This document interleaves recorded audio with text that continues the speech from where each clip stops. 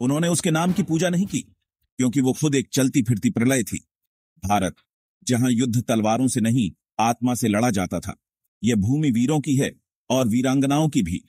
पर क्या आपने कभी सुना है उस स्त्री का नाम जो प्रेम के नाम पर इतिहास से मिटा दी गई? हाड़ी रानी, एक आग जो खुद को ही भस्म कर गई। सन 1653, राजस्थान। उदयपुर की धूल भरी हवाओं में एक खबर उड़ रही थी।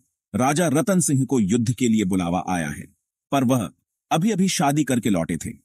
हाड़ी रानी, राजपूत कुल की नवविवाहिता रानी, अभी उनके सिंदूर की गर्माहट ठंडी भी नहीं हुई थी। रतन सिंह की आंखों में द्वंद्व था। मैं कैसे जाऊं? मेरी पत्नी अकेली है, युद्ध में मन नहीं लगेगा। राजा की वीरता और नवविवाहिता का मोह टकरा रहे थे। क्या एक योद्धा मोह में उलझ सकता है, या युद्ध में जाना ही उसकी नियति है? हाड़ी रानी ने यह द्वंद्व देखा और फैसला लिया। उसने दासी को बुलाया और एक संदूक मंगवाया। फिर उसने अपना सिर काट दिया।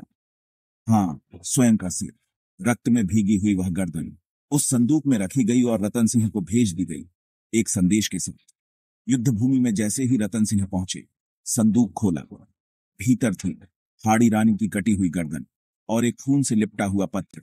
अब कोई मोह न रहे रावल, अब केवल रण हो। रतन सिंह पर मोह नहीं, अब ज्वाला थी। उन्होंने दुश्मनों पर ऐसा कहर बरपाया कि उनकी तलवार प्यार की राख से जलती हुई बिजली बन गई।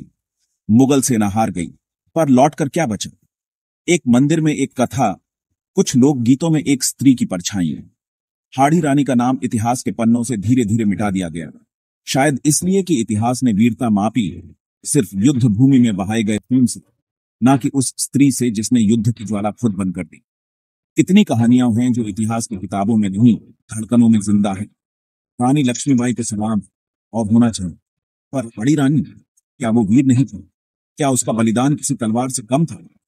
तो अगली बार जब आप किसी वीर योद्धा का नाम लें, क्या आप उसे याद रखेंगे जिसने प्रेम को रणभूमि बना दिया, जिसे इतिहास ने भुला दिया, पर दुश्मन आज भी उसका नाम सुनकर कांपते हैं?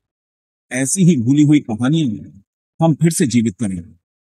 Lost stories of ancient India को सब्सक्राइब करें, जहां हर वीडियो एक जली हुई चिंगारी को फिर से भड़काता है।